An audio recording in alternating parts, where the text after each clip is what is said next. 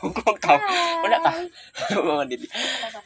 Good evening, Mom. My name is Marky Tibuasen, and I am with my auntie. What's her name, Tita?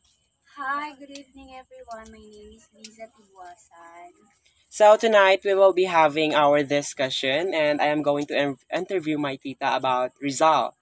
So I have here 5 questions. So are you ready, tita? Sa 5 questions? Yes, I am. Okay. For your first question, Question, answer yan. bakit tinaguri ang national hero si Rizal? Bakit siyang tinaguri ang national hero or bayani? Kasi sa pagkakaalam ko lang, si Jose Rizal ay isa sa pinakamatalinong tao noong unang panahon.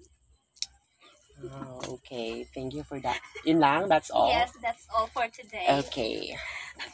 We all know naman na siya talaga yung pinakataguri ang hero noon pa man. So, for our second question, kailan at saan na ipanganak si Rizal? June 1861 sa Calamba. Okay, that's cool. That's cool. So, sa pangatlong tanong, bakit at anong dahilan bakit binaril at namatay si Rizal? Binaril siya kasi napagbintangan siya na na siya yung nanguna doon sa rebellion laban sa mga Kastila. Okay. Very good. Okay.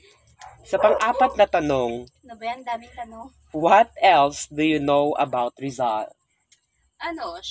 Isa siya sa mga bayani. Oh. Yun lang. Okay.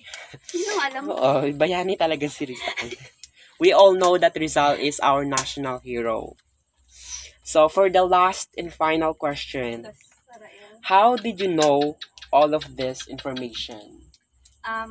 Syempre, mula nung ako, elementary, tinuturo na talaga yun ng mga teacher sa school. So, doon ko nakilala si Jose Rizal at kung sino si Jose Rizal.